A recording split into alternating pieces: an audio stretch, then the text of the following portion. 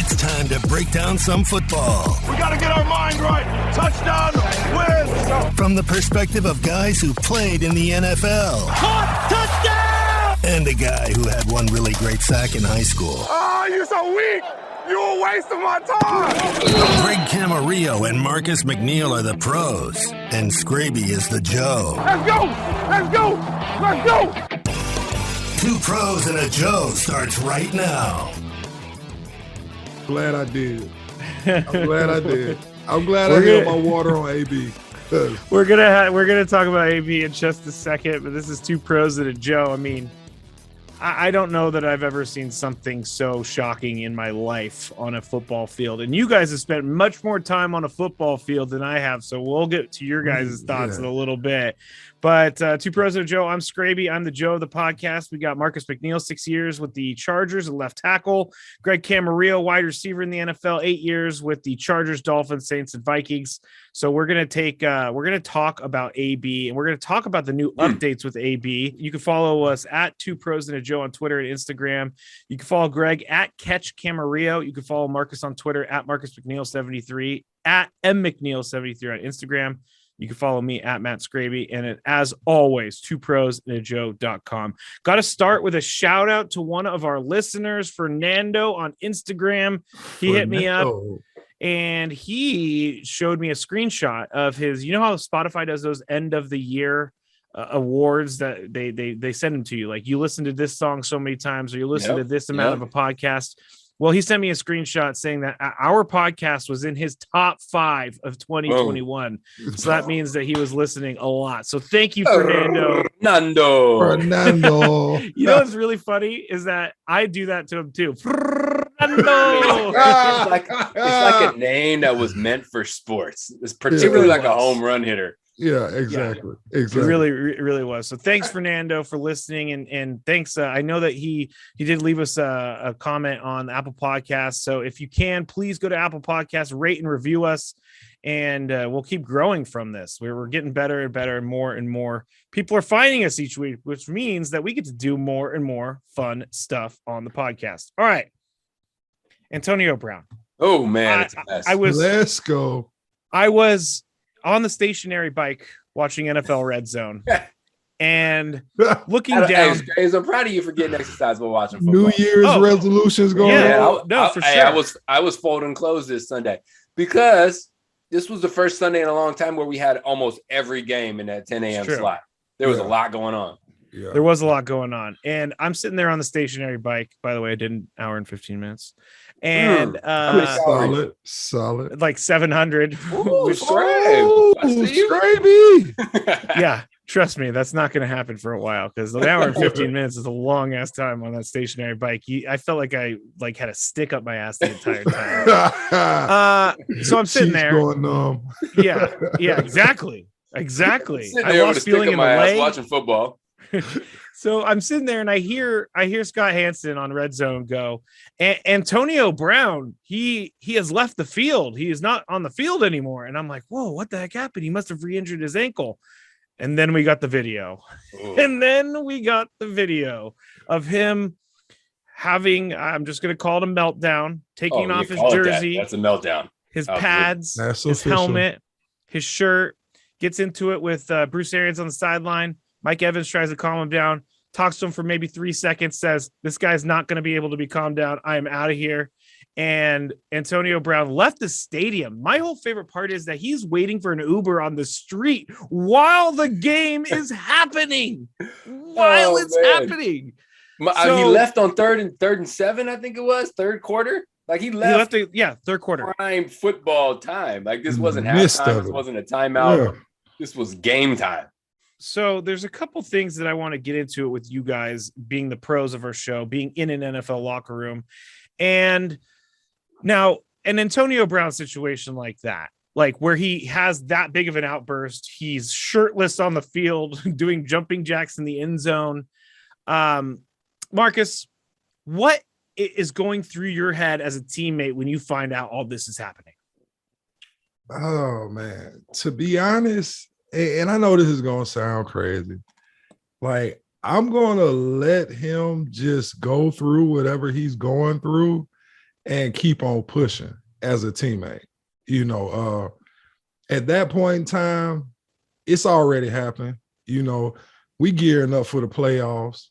I'm already down a wide receiver. We're short staff, you know, like it's already enough kind of leaning against us. So as a teammate in that situation, I'm gonna be a better teammate, you know, and just like kind of like try and galvanize the locker room as much as I can to kind of like put this to the side while it's get handled. I think that's all you can do as a teammate in that situation.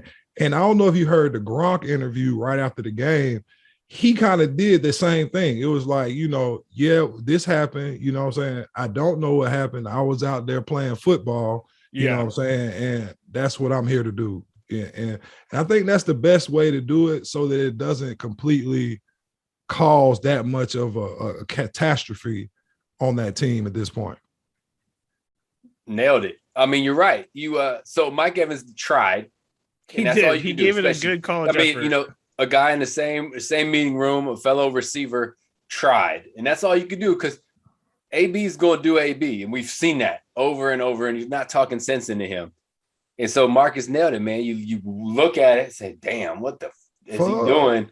The fuck? In this third, that's what you do. It's like, damn, two pros and a Joe go get a hold of this one. And it's 3rd and 7, though. So you got to lock right back in. But who better to have around than Tom Brady to lock you in? And the crazy thing that Marcus brought up is Gronk.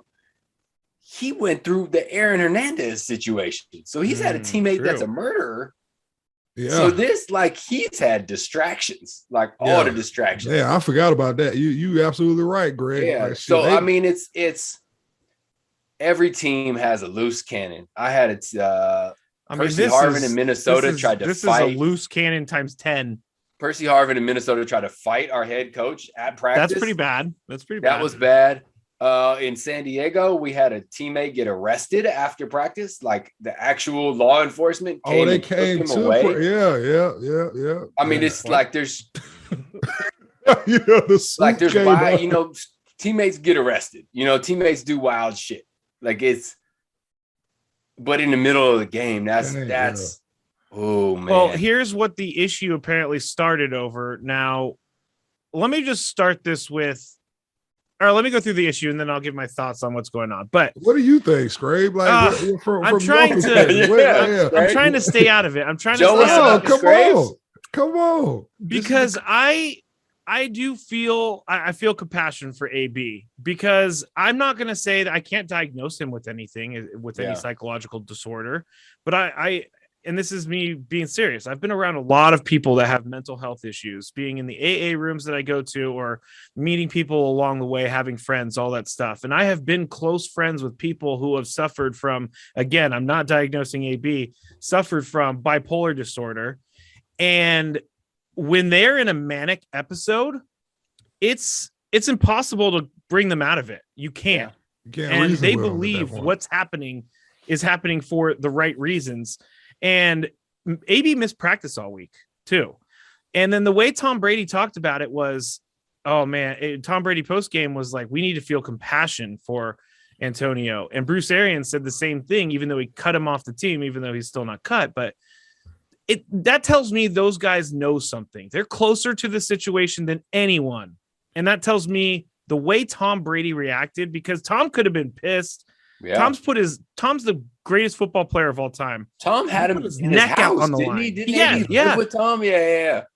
And so Tom's had AB follow him everywhere. Tom could be as pissed as anyone because he's stuck his neck out on the line. But he's saying after the game, let's be compassionate, let's care about him, let's love him. And I think that tells me that they all know something is going on off the field. You know what kind of reminds me of is that, remember the week before when the guys from Washington, wasn't it Washington, ended up getting to a spat on the sideline? Oh, where they were to the fight. Bopping him in the head. I almost feel like this type of situation is what happened on the field real time, you know, between Bruce Arians and AB. I can see a situation like that where, like you say, it's 3rd and 7. So me as Bruce Arians, I'm locked into the game, you know what I'm saying, trying to get what personnel I need in the game to make sure that, you know, we can do what we need to do. And then AB saying I can't go, you know what I'm saying? And then the head coach like being dismissive, maybe just being like, well, get out of here then. You know what I'm saying? Yeah. But Yeah, he doesn't he doesn't have enough time to probably turn around and like have that conversation with AB. You know what I'm saying? He probably just, hey, get out of here, you know, just get out my face type stuff. And that probably just that could ignite somebody like AB to me, you know what I'm saying? Who for sure. Who has, you know what I'm saying, a bit of an ego on himself, you know, whenever it comes to who he is as a player. Well, let's talk about why it actually happened. So the reports are that Bruce Arians asked AB to go back in the game in the third quarter. AB said no. He asked him again. He said no. AB said no again. And that's when he was like, then get off the field. And so that's when everything happened with AB taking off his uniform and everything. Now, AB is claiming through reports, he hasn't officially reported this or officially claimed this, but through reports, AB is claiming that he is injured and he shouldn't have even been on the field on Sunday. And he is, according to Rick Stroud of the Tampa Bay Times, a pretty good source on the Bucs. He tweeted out that Antonio's friends were worried about the pain he was experiencing, so they encouraged him to go see a surgeon outside the Bucs. And according to that report, they're saying that there is evidence that AB is telling the truth here. Now, we still need a lot to come out to figure this all out. But as former NFL players, what are the rules about that? Because in my mind, the NFL is, if you're suited up, you better be going. So, all right, first of all, every player is hurt at this point in the season, and we know he's been hurt. We know he has an ankle injury.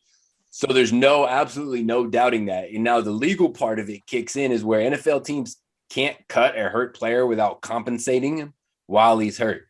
So you'll see guys get cut, you know, with a sprained ankle at the beginning of the year, and they'll negotiate 3, 4, 5 weeks of salary until they recover. So you can't technically just say, hey, you're hurt, cut him, end of story. Yeah. It's not that simple. They can file lawsuits. He can file workers' comp. The rabbit hole is deep. And that's why he's still on the roster today, because they can't just take an injured player and tell him to beat it. So if they keep him on the roster, also the other part of that is if he's on the roster and he's not showing up to things, they can fine the hell out of him and they can hit him with the conduct detrimental to the team. So for him being on the roster sets him up to screw it up even further and protects the team against potential injury claims. To be honest, I'm not even sure what he did, like in the middle of the game, can be fined that much. Like what they might fine him for, like conduct detrimental. What's the conduct detrimental is what I'm getting at. Like, because what did he do? Like throw his gloves into the stands, take off his jersey, like gallivanted half naked across the end zone. But is that really hurting the team? Yeah, but 100%. But at the end of the game, everybody does this though, Greg. That's what I'm saying. Yes, you do. Done that. When they have pictures of the the defensive tackle from Tampa Bay trying to get out his jersey every weekend. You know what I'm saying? And then how many guys sign balls or gloves and toss them into the stands? Like, yeah, but not in the middle of the game. Yeah, but that's what I'm saying. But like, what would his fine be? Like, what was conduct detrimental? You're going to say he left the team in the middle of the game, running onto the field with his shirt off in the end zone. That's Lamar Jackson. I don't know. Lamar Jackson left the game last year but that shit is detrimental. Lamar Jackson left the game in the middle of the game. He had to drop a deuce. All right, you don't know what's going on. number, yeah. We got to the bottom of it right here. He did have to drop a deuce, but he never admitted that fully. But I believe he did. So that's Lamar Jackson. Guys right now, I would have done the same thing in my career if I had 8 visible abs like he does. I would have been half naked running off the field every game. I saw a couple tweets out there like, well, if I'm AB, I'm taking my shirt off and leave it too. Because come on. Everywhere I go. Come on. The guy sitting on the bench watching him was the best. Like, he was like, what is happening? And you see Byron Leftwich in the background. He's is this happening right now? Is this really going on right now? Like, all you can do is just play it off. Like, all right, I'm hey. Third down. Let's get to. Did you 11? Did you also see or did you also see the tweet that the security guards at MetLife were about to tackle AB because they thought it was a crazy fan that jumped on the field? Like, I mean, that's AB what would I'm have hit him seeing. with a quick spin move, man. No security guard stopping AB. Yeah, I know. I would have paid for that. I would have paid to see like the CSC people like with the yellow jackets chasing him, like trying to tackle. Well, AB, I mean, in the end, we are going to probably see something that's pretty ugly. I think that this is going to get weird. And I think Antonio Brown he seems pretty content with being done with football. He's done. No team will touch him after that nonsense. He's a super gremlin, according to himself. He's done. 100%. He is a super gremlin. What is a super gremlin? Starting, though. It's a great song. Matter of fact, Super Gremlin came out, or to me, it got popular when the 49ers came out too. You remember that song when the 49ers came out with Deebo Samuel and Trent Williams? That's Super Gremlin. That's the song right there we're talking about. Yeah. That's Super Gremlin. Because AB did that. Yeah, it's a famous Kodak Black song right now. Okay.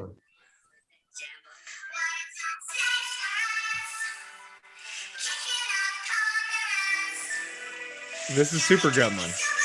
There you go. Yeah, well, give him a little bit now. You know what I'm saying? Hey. AB also released a rap single as well. So a whole lot of money. I don't know what it's called. It's not very good. Something Pit. Oh damn. No, Pit, but not Pittsburgh. PIT. It's not one good. Called a whole lot of money. Not good. Like, so funny. Like it's so funny. All right. It's entertaining. I gotta listen to A Whole Lot of Money by Antonio Brown. Side note, I keep saying all right, like we're gonna move on, but we keep finding gold to talk about in this Antonio Brown story. We could do multiple episodes on AB. The journey has been amazing. I did the greatest AB tweet. Sorry to cut you off, Scrape. No, you're good. The greatest tweet after this was somebody saying, let's immediately put Mike Tomlin in the Hall of Fame for keeping AB under control for 9 consecutive years. Wow. That shit is amazing. That is amazing. Do you guys know why? A lot of people think that AB is the reason he is the way he is now because of a hit he took against the Bengals in the playoffs in 2016. Ooh, I remember that Vontez Burfict hit. Because right after that is when AB started getting in a lot of trouble. He started becoming a problem, filming things on Facebook Live in the locker room. He's fighting about his helmet. Ever since then is when all of these things started, and people say that hit by Vontez Burfict may be the one that knocked his screw loose. I think with as many head injuries that have gone throughout the league, and the severity of head injuries where people have passed away, unfortunately, you know, whether self-inflicted or just from health reasons.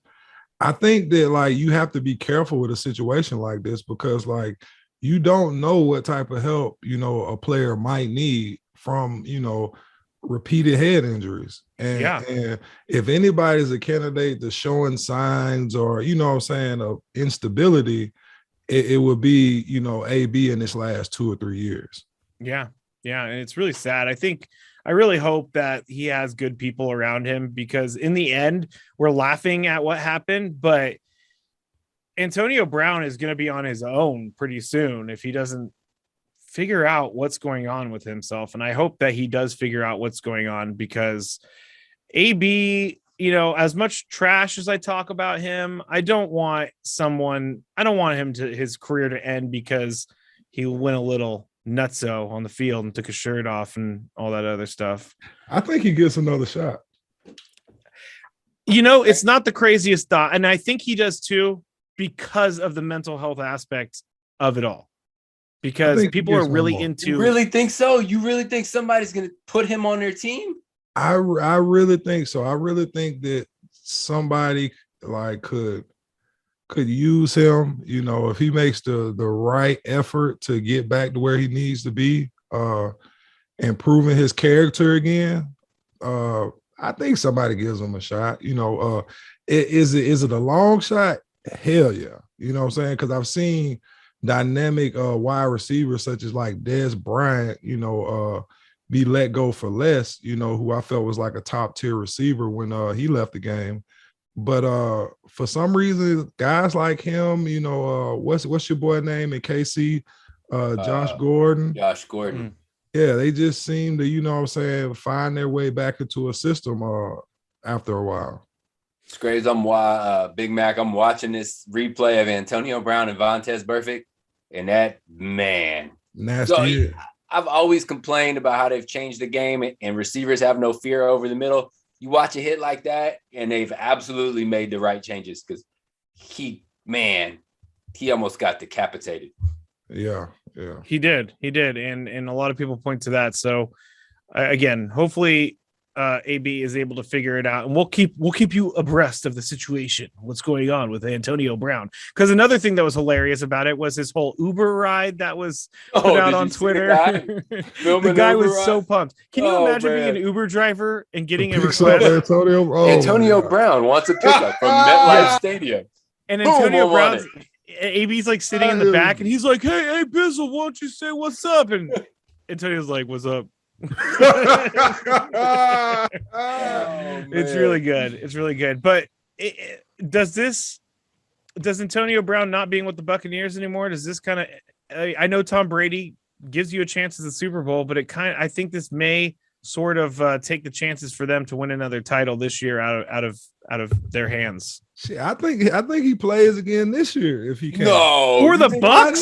Why? No listen, way. you have Stop Chris. it. Listen. You have Chris. Like, okay, no way. Now it's not now as a team. If we come in as a team, now this is no reporters. This is like, hey y'all, let's like close the door, sit down and talk about this. You know what I'm saying? Like man to man, coach to player, like team to team. Right. And y'all have a conversation about like what happened. Everybody airs it out, puts it on the table. I think that you can go your separate ways with Chris Godwin gone with a torn ACL, and all you have is Mike Evans left, where he is a key part of this offense going into the postseason, to where like, hey guys, let's try and get past this and keep on riding. Big Mac, you could take a guy back. You could trust a guy if that wasn't no, even if that wasn't isolated, like he did this in Pittsburgh and just didn't show up to a game, you could trust a guy going into the playoffs like that on your team. I'm not saying I can trust you to watch my kids, No, but you would go have them on your team than not on your team. Half of the reason why AB is as good as he is I think because of some of the aggression he has. You know what I'm saying? Like he plays football with aggressiveness. The way he catches the ball, run route, he's aggressive with it. You know what I'm saying? I think that's what sets him apart as a wide receiver. So if I can get past the mental aspect of where, hey, I know you're prone to blow up. You know what I'm saying? I know you got like an attitude problem already. You feel me? Like, now, can we talk about it, be mature and move past it? You know what I'm saying? So we can continue to get to the goal that we want. Me as a facilitator, you know what I'm saying? I'm going to see if I can make that happen. If not, fuck it. You know what I'm saying? Like, we got to do what we got to do. You know what I'm saying? But if it's me and you sitting down, if me, Bruce Arians, has to sit down with AB and have a closed door conversation, I'm going to do that first to see what I can salvage with this relationship. We know who runs that team. It's Tom Brady. Tom Brady. They said that Tom Brady won the game this weekend. They didn't say the Bucks. I don't know if y'all missed it. I mean, what's wild is the dude, you give him the ball with 2 minutes, even after all that happened, and it's same old thing. He's going to drive down and win the game. Do you believe that he didn't know what happened? Because I know that he was on the field. I saw the picture, but doesn't he come off the field and be like, where the hell is Antonio? Yeah, you ask afterwards, or somebody tells you. He said he found out after the game. He's in the huddle, he's listening for a play, but he found out as soon as he went to the sideline. He's probably where's AB? It'd be the tell and tell, like, depending on which way. I can't remember the game, which way they were facing. Because they were going the other way. The way they were facing. Oh, so he was like in the fans distance. Were cheering, like everybody stood up and started cheering, like it's in a huddle. Like something is going on. Something's going on. But I have been around a streaker, and that's exactly how it feels. Like, why is everybody cheering? There's a dong running around the field. Going a dong through the quads. Last thing I will bring up about this is I think the Bucks did Antonio dirty. I do. I think that they enabled him, and I think that they if they did know that there was some mental health issues happening and they were trying to like fix it and force it through, I think Tom Brady did him dirty, because Tom Brady, the best thing for someone going through something mentally is for them to step away and for them to go and deal with it somewhere else. So you consider them selfish for that? I mean, Tom Brady, we all know the only thing he wants to do is win. He does not care. No. Well, I mean, we all knew he had mental health issues. That's no surprise. But maybe they knew it was a little bit worse than what we all knew. I didn't think he had mental health issues. I felt like he just had. Felt like he might have been in the wrong circle. You know what I'm saying? You know how you get surrounded by people who just do whatever you want because man. You're the That's fair. I felt like he might have had like too many yes men around him. Nobody would really tell him, you know what I'm saying, or call him on his shit. And when you do that, then like you can really like turn into a bad person. You know what I'm saying? You can. That's fair. Yeah. But I got to find a way to talk trash about my guy Tom. Can I throw out a related story? So Devon Best, one of our guests on Two Pros with Joe, was having mental health issues in Miami. And talk about an organization treating him poorly. They decided to trade him instead of deal with it. Hey, buddy, you're going to Cleveland. Even worse. Where no one's health issues get better in Cleveland. That's so true. I feel bad. Like, I mean, that's how clubs work, though, man. Clubs most of the time don't truly care about you. No they want to win games about their employees. Yeah, it's fair. I mean, and they make it very clear we're here. I don't even feel like all teams want to win games anymore. I'm sorry. Like, I really feel like a lot of teams, like most owners, just want to collect their checks. You know what I'm saying? Like they want to get paid off of TV deals, you know what I'm saying, and the big time contracts, to where as long as that's coming in, and it's always going to come in, you know what I'm saying, they can care less of like, about the fans and whether or not they win a Super Bowl or the team and whether they win a Super Bowl. I know it sucks, but it's only a handful of teams out there that I feel like really care about winning on a consistent basis, and that's the culture of their team. Yeah. It's a good point. It's a good point. But Antonio Brown, will keep you all up to date on what's going on with him as we go forward in the podcast. Again, we're on Apple Podcasts, Spotify, all that good stuff. Please make sure you subscribe and rate us. I'm going to stop begging you once you start doing it. So please go and rate and review us on Apple Podcasts and follow us on Spotify. So we spent a lot of time on Antonio Brown, deservedly so. It was one of the better sports topics of the weekend. Of the decade. Yeah, I'm sorry, not just a weekend of the year. That shit is it. That's so good. This is going right along with playoffs. This is a playoff moment. You know what I'm saying? This is a practice. This is the practice. Yeah, this is a Kobe Bryant. This is a practice moment. Like, this is one of the ones that we're going to see sound bites of or video clips. For years. So let's do this. Let's do one quick thing, and then we're going to wrap up episode number 51. We're going to talk about a bunch in episode number 52. Who's got the hottest hot seat? We'll talk about Matthew Stafford and OBJ. We'll also get to that audio about Aaron Rodgers and why someone's not going to vote for him for MVP. And we're going to play some of the Mike Zimmer audio talking about his backup quarterback. It's brutal. It is brutal. It's great. But real quick, I was looking at some trivia questions recently because the Chargers, week 1 against the Washington football team, they had 14 third down conversions in the game. That's a lot of third down conversions. Turns out I looked it up, tied for second most of all time. Number 1 it's tied with two other teams. Greg's Dolphins in 2009 against the Colts holds the record for third down conversions in a game with 15. Did you know this? Graves, I saw that on the note sheet. I had no idea. And to be honest with you, I cannot remember that game. Hey, And I know I feel like a football player brain right now. That's a humble guy right there. You know I wish it was out here humility. setting records and not even giving not it. brain. 09 was your best year, right? Or like your team? 07, your most involved year? 08 was my best year, but I got hurt. Is that right? Yeah. 08, I was 55 catches in 11 games and then tore my ACL. Oh, I didn't know that. That's brutal. Yeah. Well, in that game in 2009 against the Colts, you and your Dolphins had 15 third down conversions, tied for the most in NFL history with two other teams. I can't remember the other two. But you got any info on how many of those I had? How many of the first downs I caught? You got some stats for me? Let's see, box score. Does it tell you when you caught a third down pass? No, I had 3 catches. So we'll just pretend like 2 of them were first. Yeah, 2 of them easy. And then you had like a jet sweep. You ever run a jet sweep in your life? Whatever you want to make up.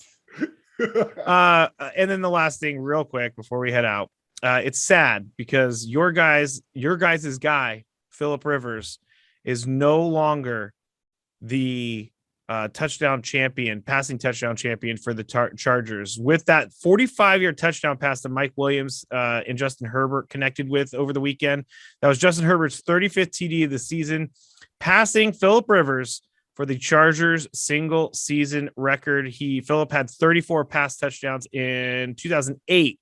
So Herbert, he's just the 6th quarterback in NFL history, age 23 or younger, to throw 35 plus pass TDs in a single season. So I wanted to bring that up because both of you guys played with Phillip, and 2008 would be a good year for you guys, Marcus, right? Yeah, we were balling. Except for when you guys came to Miami. Oh man, listen, that's a game I won't forget. Sir, at first it was so hot. Now, like, great. That's hot. Like it's humid out there. Moist. You know, but I think my first 4 years we made the playoffs and won the AFC West every year. So it was definitely one of those years. But some of those cities, matter of fact, Miami, Minnesota, you know, some of those towns when you go to and they have a great nightlife, like it takes a little bit out of you. It takes a little bit out. Okay. Well, that'll be an off-season episode for sure. We'll find out what happens in those. I intentionally grabbed a couple of the guys and took them out on Thursday night. Friday night. Yeah, I know that's how you do. You know what I'm saying? Like you got a buddy on the team, you take them out on the town. You know what I'm saying? Show them around. Give them a few extra drinks. Yeah, drink down a little bit. Yeah. Hey Marcus, why don't you drink this Mai Tai and also this martini and also this wine and also this? Don't worry about this stuff. I'm crumbling in it. I don't know. That white powder just needs to mix in. Don't worry about that. You just gotta let it sit for a while. It's a little vitamin C for you or something. Yeah. Make sure no one else drinks it though. I need you to drink that. That got out of control rapidly. Hey, it happens like this on the show.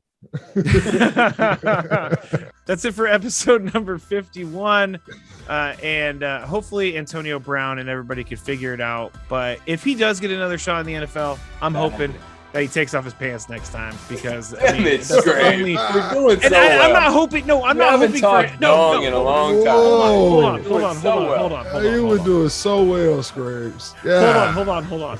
I don't want to see his dog. He takes off. Marcus, wrap it up for us, man. I was just thinking. Okay, There's 2 pros in the show. I'm done. Episode 51 is a wrap. Tune in for 52. Dongville. Oh my God, he's so